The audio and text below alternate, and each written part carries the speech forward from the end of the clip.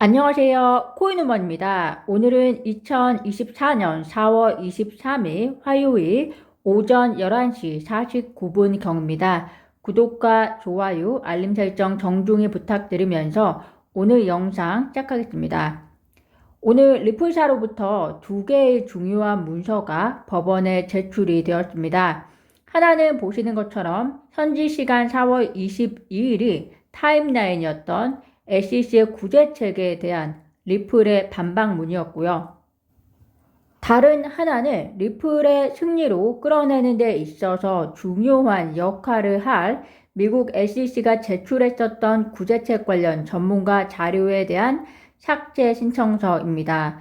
개인적으로 구제책의 승리의 열쇠를 누가 가져가느냐는 두 번째, SEC가 제출한 전문가 자료에 대한 삭제 요청을 법원이 어떻게 받아들이느냐에 따라서 달려있다라고 생각을 합니다. SEC의 구제책에 대해서 리플의 반박문, 결론부터 말씀드리면 리플사는 리플사가 SEC가 주장했던 것처럼 무모하거나 사기를 친 혐의가 없기 때문에 벌금 1,000만 달러, 하나로 약 135억 원 정도 되죠. 벌금 1,000만 달러가 적절하고 또 리플에 대한 사업 금지 명령은 있어서는 안 된다라고 주장을 했습니다. SEC가 주장했었던 리플이 제공해야 할 벌금 얼마인지 기억하실 텐데요. 약 20억 달러 정도였습니다. 20억 달러 대 1,000만 달러. 구독자분들은 어떻게 생각하시나요? 그리고 제3자 의견을 비교하실 수 있도록 추가한다면 XRP 투자자를 대신해서 법정 조언자 역할을 했었던 존 디튼 변호사는 과거에 리플이 내야 할 벌금은 리플이 기관 판매자에게 판매했던 7.7억 달러보다 훨씬 작은 비용이 될 것이라고 이야기를 했었습니다. 왜냐하면 사업 비용이라든지 미국 외 지역에서 판매된 비용을 모두 제해야 하기 때문이라고 보고 있었기 때문이고요. 과연 판사가 20억 달러 벌금과 리플의 사업 금지 요구를 하는 SEC의 주장과 그리고 1,000만 달러 벌금과 리플의 사업 영위에 대한 리플의 주장 사이에서 어떤 판결을 내릴 것인지에 대한 내용으로 정리가 된다고 생각하시면 될 것 같습니다. 물론 그렇다고 해서 구제책 단계가 모두 끝이 난 것은 아닙니다.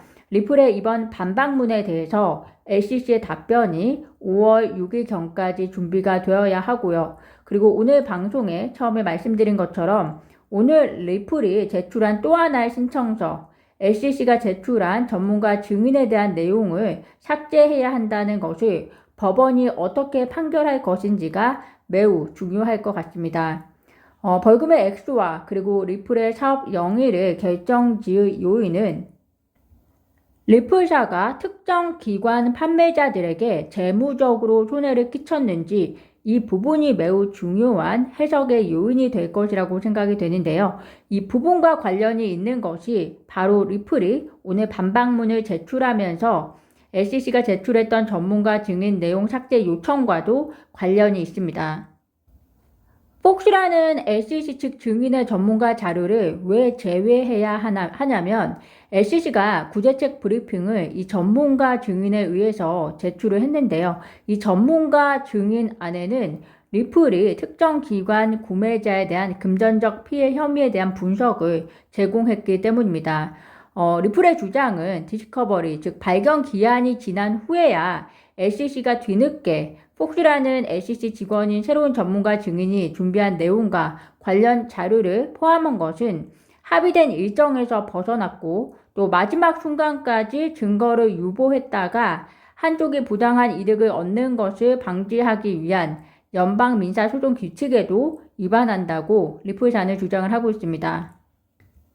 즉 리플을 대응하고 방어할 기회조차 주지 않은 규칙이 어긋나면서 불합리한 행위라는 것이죠. 결과적으로 리플은 사건의 절차적 공정성을 유지하고 또 SEC의 늑장 공개로 인한 발생할 수 있는 부당한 이득을 방지하기 위해서는 SEC의 늑장 공개 전문가 자료를 제외해 줄 것을 법원에 요청했다. 이렇게 이해하시면 될 것 같습니다. SEC의 고의 여부가 의심스러운 부분입니다. 이 전문가 증인을 삭제해야 하는 것이 중요한 이유는 벌금이 얼마이냐를 떠나서 리플이 미국 내에서 사업을 영위하는 데 중요한 역할을 할 것이기 때문입니다.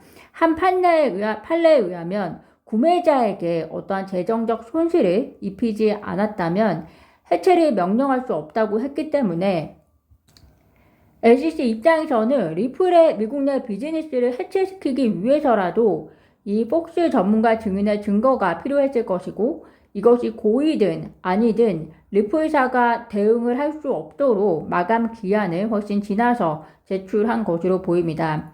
한 전문가는 해당 요청서에 의하면 SEC가 폭스 직원을 요약 증인이라고 주장하고 있지만 리플은 그녀가 실제로 전문 증인이라고 주장하고 있다고 하면서 리플사에 의하면 만약에 폭스라는 직원의 주장이 받아들여져야만 한다면 발견 단계가 다시 열려야 한다라고 이야기를 하고 있습니다.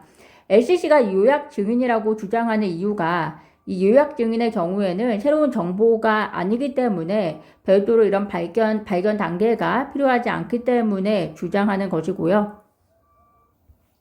트레시 판사가 판결할 수 있는 옵션은 이렇게 정리가 될 것 같습니다. 하나는 리플의 신청서를 받아들이고 해당 증인의 내용을 삭제를 하는 것. 다른 하나는 해당 증인 자료는 요약 증인으로 그대로 받아들이는 것. 마지막으로 하나는 발견 단계로 다시 올라가는 것. 그런데 만일에 발견 단계가 다시 열리면 이 소송은 또다시 지연이 될 텐데 이는 누구의 계략이며 또 이로 인해서 리플과 SEC의 승리 가능성은 각각 어떻게 될지는 좀 더 지켜봐야 할 것 같습니다. 지금 막 리플의 반박문과 그리고 해당 요청서가 올라왔기 때문에 전문가들의 의견이 많지는 않은 상황입니다.